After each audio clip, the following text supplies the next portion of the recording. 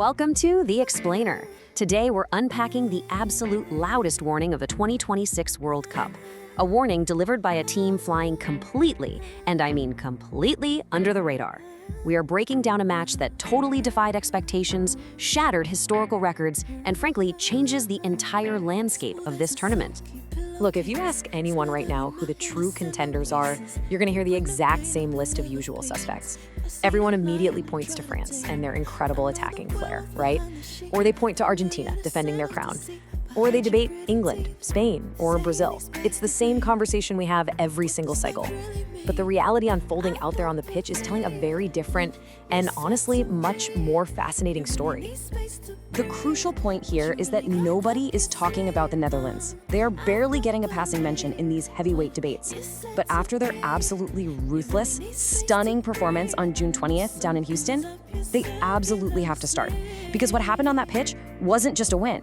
It was a total demolition that kind of forces us to completely rethink everything we thought we knew about the power dynamics in this World Cup. Let's set the stage real quick by looking at their opponents, Sweden. This was a formidable, highly confident squad that had literally just dismantled Tunisia 5-1 in their opening match. They were flying high, looking incredibly dangerous. And yet, just a few days later, they get torn apart by that exact same scoreline, a 5-1 thrashing totally reversed. You know, that just doesn't happen by accident. Exhibit A, the shock. Okay, let's dive into the match dossier to really understand the sheer suddenness of this shock, because you've got to look at the context. Manager Ronald Koeman hands Brian Brobbey his very first start of the tournament. Now, this incredibly muscular, powerful striker wasn't exactly the obvious threat.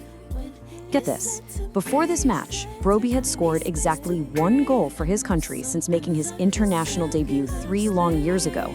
Literally one goal in 3 years. And yet, he steps onto that pitch and goes from being a statistical footnote to an unstoppable, overwhelming force of nature that the Swedish defense just could not handle. Let's look at how this builds, because man, it happens in an absolute flash. The match kicks off at a blistering pace. Barely 5 minutes in, 4 minutes and 58 seconds to be exact, Brobbey plays a quick 1-2 with Gakpo, who whips it in low from the left, and Brobbey just stabs it home. Boom, 1-0. Then, jump forward barely 12 minutes later, right at the 17-minute mark. A deflected cross from Denzel Dumfries falls perfectly into his path, and he toe pokes it past the keeper, 2-0. In just 17 furious minutes, he announces himself to the world with 2 spectacular, predatory goals. And this brilliantly illustrates his ruthless efficiency. His explosive blitz officially clocked in as the 4th fastest brace in World Cup history. Think about all the absolute legends who have played in this tournament over the last century. For a player with one previous international goal to step up and deliver the 4th fastest 2-goal start ever, it's wild. It completely neutralized Sweden's vaunted attack. Guys like Alexander Isak and Viktor Gyökeres were left feeding on total scraps because Brobbey took the entire game by the scruff of the neck. Exhibit B, the illusion versus reality. No, to be fair, Sweden wasn't weak, and they certainly didn't just roll over.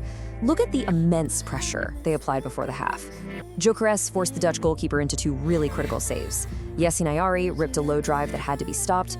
Gustav Lagerbielke even had a brave header find the back of the net, though it got flagged for offside. Honestly, if Sweden had managed to capitalize on just one of those pressing moments, if they had found one goal before the whistle, the entire narrative and momentum of this match could have totally shifted. So what's super interesting here is that when you look at the raw offensive output across the full match, Sweden actually dominated the sheer volume of shots.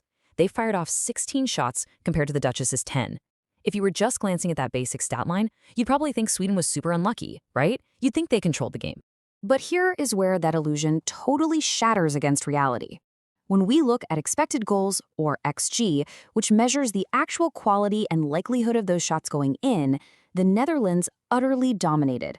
They generated 2.47 expected goals compared to Sweden's 0.99.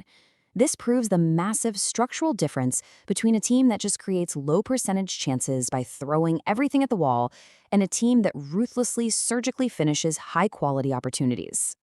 To put this tactical Dutch masterclass into historical perspective, Sweden hasn't suffered a men's World Cup defeat this heavy in nearly 68 years. The last time they lost by 3 or more goals, that was when Pelé and Brazil beat them 5-2 in the 1958 final. That is literally generations of Swedish football history just upended in a single afternoon in Houston. Exhibit C, Ruthless execution. Because, if Brobbey provided the opening shock, it was the clinical second-half execution from Cody Gakpo that totally killed the game off. Any hope Sweden had of keeping that first-half fight back alive was instantly extinguished right after the break. Just 2 minutes into the second half, Dumfries sends in another nasty low cross, and Gakpo prods it in from close range. 3-0. Then, minute 54, Gakpo turns inside his defender with some beautiful footwork and fires low into the bottom corner. 4-0. With that quick-fire double, Gakpo buried the match and actually drew level with the legendary Robin van Persie as the Netherlands' most prolific scorer in the competition's group phase, with 5 goals. And I've got a spectacular piece of trivia for you. This dual brace performance, 2 goals for Brobbey, 2 goals for Gakpo, is incredibly rare. It's actually only the second time in history that 2 Dutch players have scored twice in the same World Cup game. The only other time? That was when Robin van Persie and Arjen Robben pulled off their legendary 5-1 rout against Spain back in 2014. They are literally echoing their own golden history right now. We always keep looking at other nations for star power, but seriously, look at the names in this squad. This Dutch team is quietly stacked from front to back with top-tier, world-class quality. You've got the defensive anchor of Virgil van Dijk, the midfield engine of Thierry Reinders, the overlapping threat of Denzel Dumfries, and then this insane rotating cast of attackers like Gakpo, Brobbey, and Crescencio Somerville. And honestly, the scariest number of the entire tournament might just be this one, 5. 5 total goals scored by Dutch substitutes alone in this tournament. Somerville came off the bench at halftime and wrapped up this very match with a late 5th goal, doing exactly what he did against Japan earlier in the tournament, just coming on and scoring. It shows an unmatched level of tactical flexibility. The verdict. When you combine their dramatic comeback against Japan, a game where they trailed, led, and fought back, with this absolute 5-1 demolition of a surging Swedish side, Koeman's team is building the exact tournament profile of a squad destined to go very, very deep.